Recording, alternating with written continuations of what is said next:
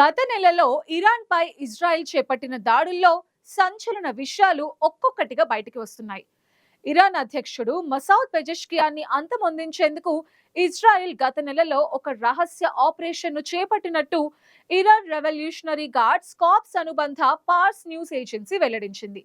ఈ దాడిలో అధ్యక్షుడు పెజెష్కియాన్ స్వల్ప గాయాలతో బయటపడ్డారని, ఈ ఘటన జూన్ 16న టెహ్రాన్లోని ఒక రహస్య స్థావరంలో జరిగిన సుప్రీం నేషనల్ సెక్యూరిటీ కౌన్సిల్ సమావేశం సమయంలో జరిగిందని తెలిపింది.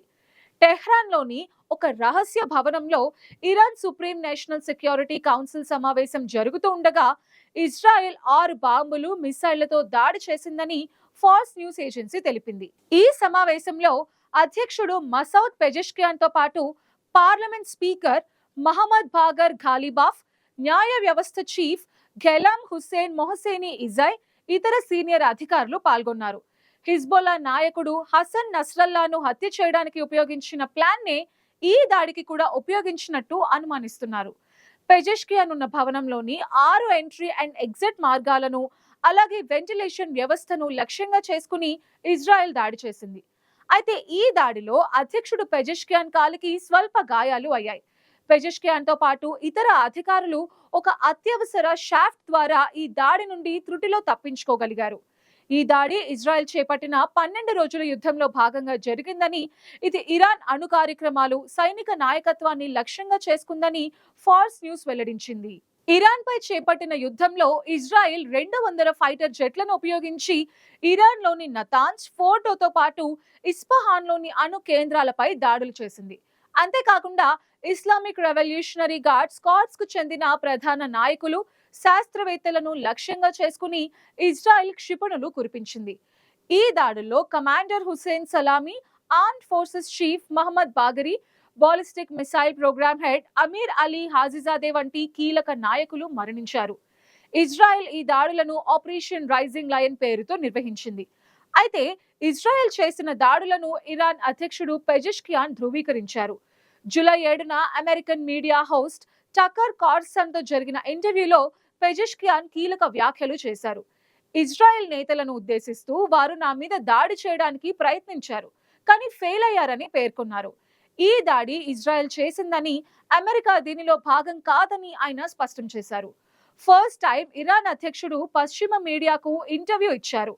ఇజ్రాయెల్ చేసిన దాడులు కేవలం న్యూక్లియర్ ప్రోగ్రామ్ లేదా సైనిక స్థావరాలపై మాత్రమే చేయలేదని, తమ రాజకీయ నాయకత్వాన్ని కూడా లక్ష్యంగా చేసుకుని చేసిన దాడిగా పెజెష్కియాన్ అభివర్ణించారు.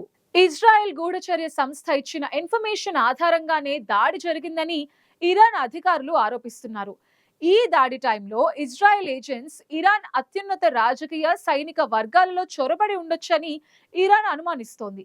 ఈ దాడి హిజ్బుల్లా నాయకుడు నస్రల్లా హత్యకు ఉపయోగించిన వ్యూహాన్ని పోలి ఉందని, ఇది ఇజ్రాయెల్ గూఢచర్య సంస్థ మోసాద్ సామర్థ్యాన్ని సూచిస్తుందని ఇరాన్ అధికారులు పేర్కొన్నారు.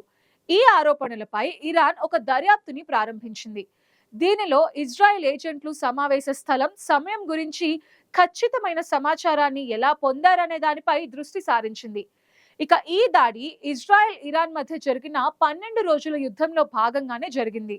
ఇజ్రాయెల్ దాడులను ఎదుర్కొనేందుకు ఇరాన్ కూడా యుద్ధంలో భారీగానే ఆయుధాలను ఉపయోగించింది.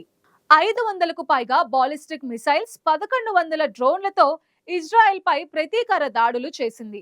ఇరాన్ దాడుల్లో 28 మంది ఇజ్రాయెల్ పౌరులు మరణించగా 3000 మందికి పైగా గాయపడ్డారు.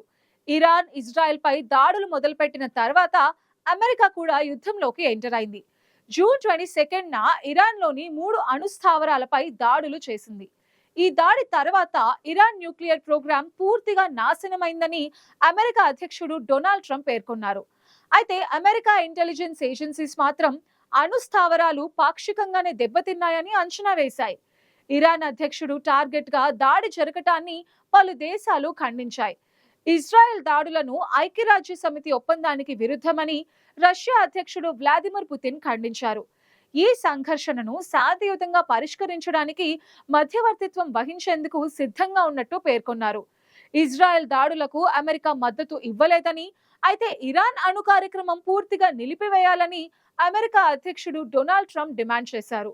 అణు చర్చలను తిరిగి ప్రారంభించడానికి సిద్ధంగా ఉన్నామని, కానీ దీనికి అమెరికాపై నమ్మకం రావాలని పెజెష్కియాన్ అన్నారు. ఈ దాడులు ఇరాన్ యొక్క అణు కార్యక్రమంపై దీర్ఘకాలిక ప్రభావం చూపినప్పటికీ ఇరాన్ దాని అణు కార్యక్రమం శాంతియుత ప్రయోజనాల కోసమేనని స్పష్టం చేసింది.